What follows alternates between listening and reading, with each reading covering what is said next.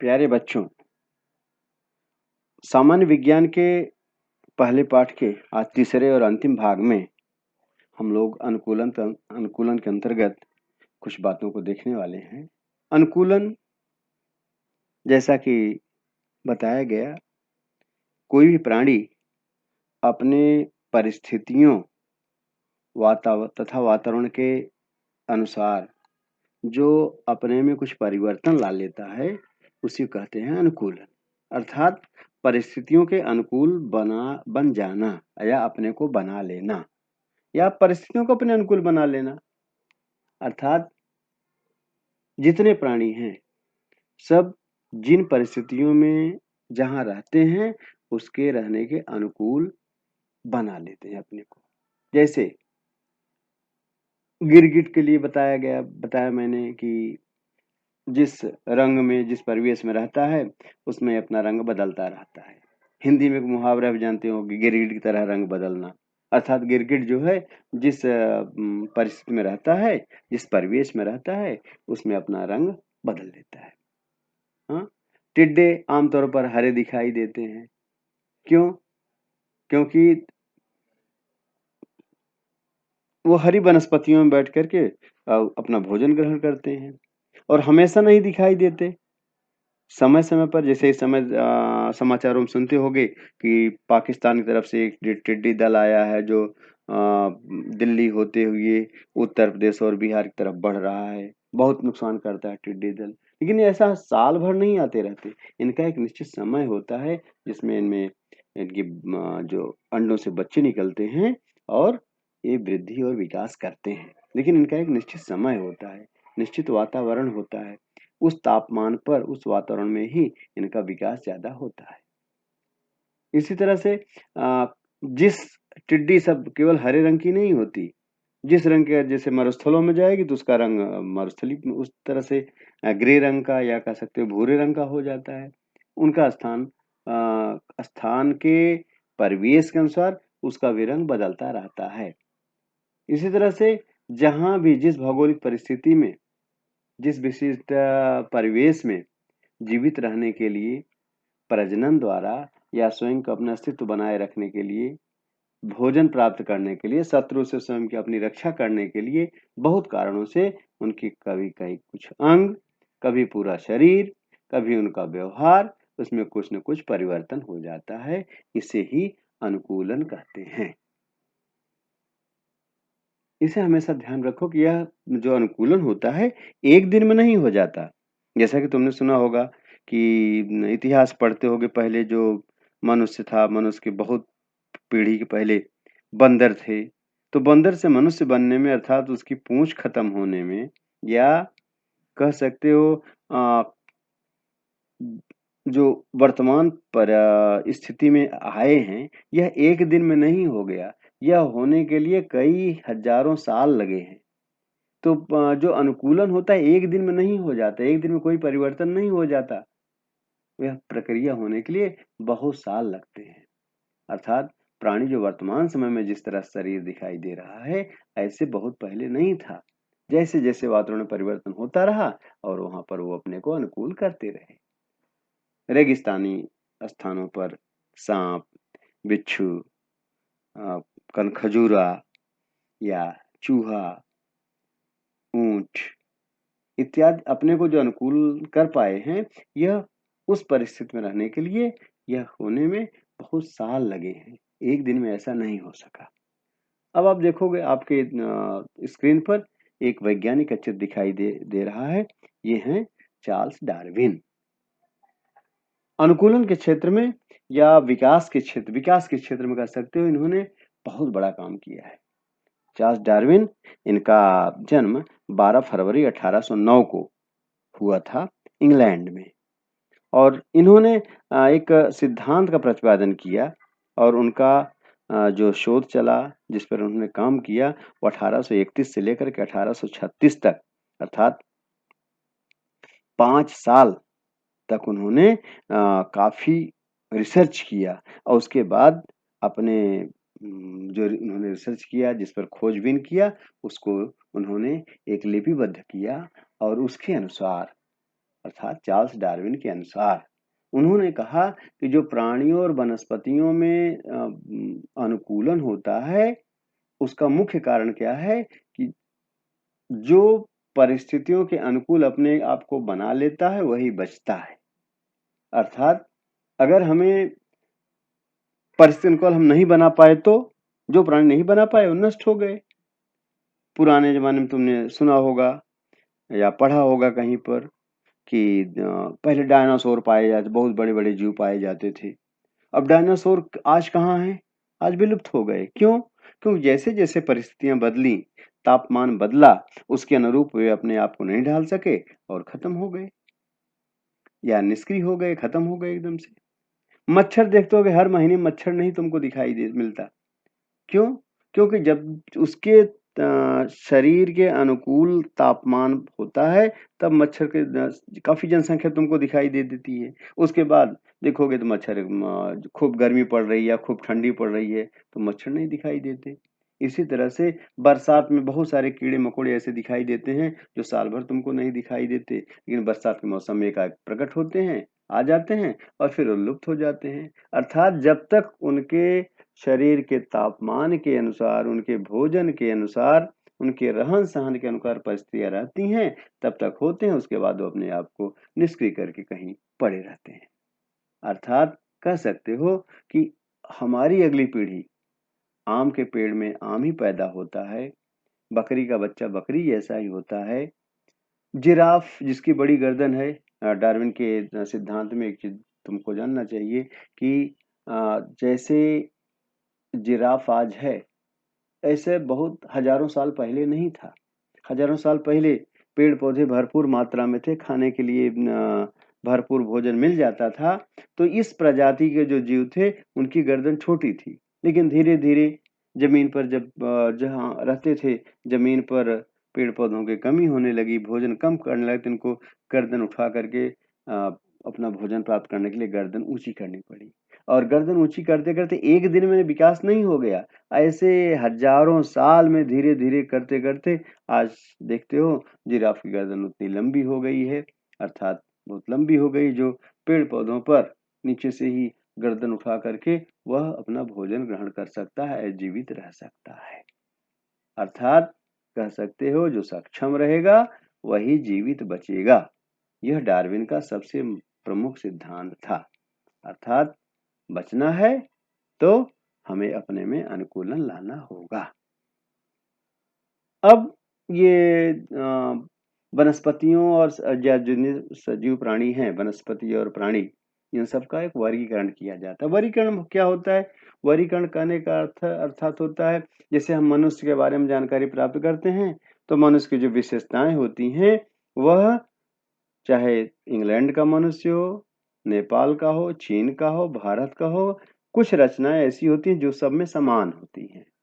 अर्थात 2 हाथ होगा, 2 पैर होगा, नाक होगी, आँख होगा, सिर होगा, धड़ होता है, गर्दन होता है, ये सब में पाया जाता है। लेकिन उसके बावजूद थोड़ा-थोड़ा उन सब में परिवर्तन होता था। चीन का व्यक्ति भारत के व्यक्ति से अलग दिखाई देता है, अलग रहता है। ये क्यों होता है? ये क्योंकि सब में कुछ न कुछ अंतर होता है। काल, परिस्थितियाँ और अनुवंश के कारण कुछ अंतर होता है। तो आज हम देखेंगे कि यह जो वर्गीकरण होता है, ये क्यों किया जाता है। एक छोटा-सा उदाहरण तुम्हें हम देना चाहेंगे। कभी मेडिकल स्टोर पे जाते हो, तो देखते होगे अगर तुमने कोई दवाई माँगा या डॉक्टर का पर्ची दिखाया, प्रिस्क्रिप्शन दिखाया, तो तुरंत वहाँ आदमी उस कोने में चला जाता है जहाँ दवाई रहती है, निकाल के तुमको दे देता है। कैसे दे देता है? क्योंकि उसने वर्गीकृतकरण करके रखा है। कौन से खाने में कौन-सी दवाई रखी, किस नाम से कौन-सी दवाई रखी, कहाँ रखी है, उसने उस खाने में उस दवाई को विधिवत रखा है और आसानी से जाके वहाँ से निकाल के दे देता है। ऐसे घर के किचन में देखोगे, किस डिब्बे में क्या रखा है, उसमें नाम भले न लिखा हो, लेकिन तुम्हारी मम्मी आसानी से उसको जानती है किस डिब्बे में क्या रखा है, कौन चीज़ कहाँ रखी, कौन कहाँ रखा है, ये है वर्गीकरण। ऐसे ही विभिन्न प्राणियों या वनस्पतियों का अध्ययन करने के लिए, उनके विषय में जानकारी प्राप्त करने के लिए हमें उनका वर्गीकरण करना होता है। और किस आधार पे? उनके गुणधर्मों के आधार पे। एक तरह गुणधर्मों को वनस्पतियों को एक अलग ग्रुप कर देते हैं, दूसरी तरह के गुणधर्मों को वनस्पतियों को अलग। कुछ वनस्पतियाँ पानी में जीवन जीती हैं, कुछ वनस्पतियाँ मरुस्थलीय प्रदेशों में होती हैं, कुछ वनस्पतियाँ बहुत ठंडे प्रदेशों में होती हैं, कुछ बर्फीले प्रदेशों में होती हैं। वो सबका अलग-अलग प्रकार से वर्गीकरण कर देते हैं, जिससे हम एक वनस्पति समझ लिए जैसे मरुस्थलीय वनस्पतियाँ कौन होती हैं, तो वहाँ पर जितनी वनस्पतियाँ पाई जाएँ, कमोबेश थोड़ा कम ज़्यादा सब में एक जैसे लक्षण दिखाई देते हैं। इसे इस प्रकार के अध्ययन को कहते हैं हम वर्गीकरण कहते हैं। अर्थात ऐसा कह सकते हो, सजीवों के गुणधर्मों की मूलभूत समानताओं और विभिन्नताओं के आधार पर उनके मुख्य समूह तैयार होते हैं, जिसे वर्गीकरण कहते हैं। क्या कहते हैं? वर्गीकरण। अर्थात विभिन्न वर्ग बना करके उसके आधार पर हमें उनके विषय में जानने में आसानी होती है। वर्गीकरण के कई पद्धतियां होती हैं। एक पद्धति होती है द्विनाम पद्धति। द्विनाम पद्धति अर्थात कार्लिनियस ने एक पद्धति निकाली, उनकी पद्धति कहते हैं द्विनाम पद्धति। द्विनाम पद्धति जैसे अभी हम तुम्हारे क्लास में रमेश नाम के 2 बच्चे हैं, 3 बच्चे हैं, रमेश, रमेश, रमेश। अब हमें किसी रमेश के विषय में और जानकारी लेनी है, तो रमेश कहने से तो 3 रमेश निकल आएंगे। तो क्या किया जाता है कि उनके साथ में उनके पिताजी का नाम जोड़ दिया जाए। एक का नाम है रमेश दीनानाथ चौहान, एक रमेश राजगुरु, एक रमेश चौहान। तो क्या कह सकते हैं हम कि रमेश साथ में अगर पिताजी का नाम जोड़ दिया जाता है तो दो नाम लिया जाता है। तो ऐसे नाम जो ऐसे दोनों में समानता नहीं मिलेगी और हम आसानी उसके विषय में जानकारी प्राप्त कर लेते हैं। एक उदाहरण तुम्हारे पुस्तक में दिया है, जैसे कबीर नाम या किरण नाम के 4 विद्यार्थी हैं, तो कौन से कबीर या किरण की बात तुम कर रहे हो, इस पर स्पष्ट करने के लिए उनके पिताजी का नाम साथ में जोड़ देते हैं। तो अर्थात 2 नाम, इसलिए इसे कहते हैं द्विनाम पद्धति। क्या कहते हैं? द्विनाम पद्धति। अब द्विनाम पद्धति के अंतर्गत हम विभिन्न प्रकार के सजीवों को अर्थात एक ही जात के सभी सजीवों को इतनी जो समानता होती है उसमें रंग, ऊंचाई, पूंछ की लंबाई जैसे ऐसे कुछ चीजें होती हैं, उसके आधार पर हम उनका वर्गीकरण करते हैं। जैसे अब आगे टेबल में देख रहे हो कि जो इनके प्राणी या वनस्पतियां हैं, इनके सृष्टि के नाम पर कुछ मूलभूत वर्गीकरण करके हम उनके विषय में जानकारी प्राप्त करते हैं। जैसे अभी कुत्ता का वैज्ञानिक नाम क्या होता है? कैनिस फैमिलियरिस। कैनिस फैमिलियरिस, 2 नाम हुआ ना, कैनिस फैमिलियरिस। उस तरह से गाय क्या कहते हैं? बोस टाउरस। आगे हम इसकी चर्चा करेंगे। बोस टाउरस। या गुड़हल देखते हो तो गुड़हल कौन पौधा होता है? अब गुड़हल कहने पे सब हर जगह गुड़हल की बहुत सारी प्रजातियां होती हैं, लेकिन हर प्रजातियों में कुछ मूलभूत समानताएं होती हैं। उसको कहते हैं हिबिस्कस रोजा या साइनेंसिस। हिबिस्कस रोजा, साइनेंसिस, ये 2 नाम हुआ। एक नाम हुआ हिबिस्कस रोजा और दूसरा साइनेंसिस। दोनों को मिला के हम कहते हैं गुड़हल। इस तरह से ज्वार को सोरघम वल्गेर, सोरघम वल्गेर ज्वार को कहते हैं। अर्थात हमारे आसपास जितने प्राणी पाए जाते हैं उनको हम अगर खोजें, उनके विषय में चर्चा करें, तो हमें इस तरह की जानकारी प्राप्त होगी। अब हम इसी विषय में अपने अनुकूलन के लिए सबसे मशहूर एक प्राणी हम लोग देखते हैं, वो है मेढक। बच्चों जानते हो, मेढक बरसात के दिनों में दिखाई देता है, टर टर की आवाज करता हुआ। हर जहां पर जल जमा हुआ है, तालाब किनारों, नदी किनारे, तो मेढक टर टर करता हुआ दिखाई देता है। नालियों में दिखाई देगा, लेकिन उसके बाद विलुप्त हो जाता है, अर्थात नहीं दिखाई देता। फिर जब अगला बरसात आता है फिर दिखाई देता है। जानते हो क्यों? क्योंकि मेढक जो है इन परिस्थितियों में, इस वातावरण में, वह इस वातावरण के अनुकूल होता है, उसकी शरीर अनुकूल होती है और वह दिखाई देता है। बात जैसे ही बरसात खत्म हो गई, ठंडी ज़्यादा पड़ना शुरू होगी, तब वह उस तापमान को बहुत ठंडे या बहुत गर्म तापमान को बर्दाश्त नहीं कर पाता। फिर क्या करता है, वो मिट्टी के अंदर जाके छुप जाता है। जीवित रहता है लेकिन सुषुप्त अवस्था में रहता है वहाँ पर।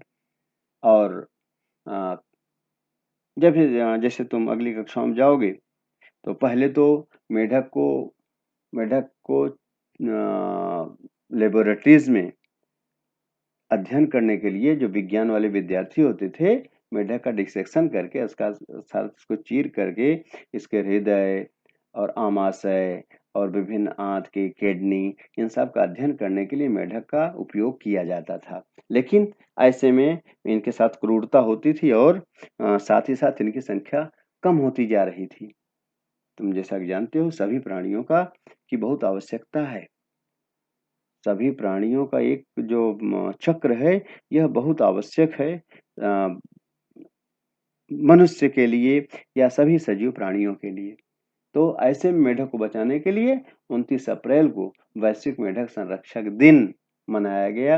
अर्थात वन्य जीव कानून के अनुसार अब इनको मारना या इनको हानि पहुंचाने पर रोक लगाई गई है। अर्थात अगर इनको कोई मारता है, इन पे हानि पहुंचाता है, तो वह गुनहगार होता है।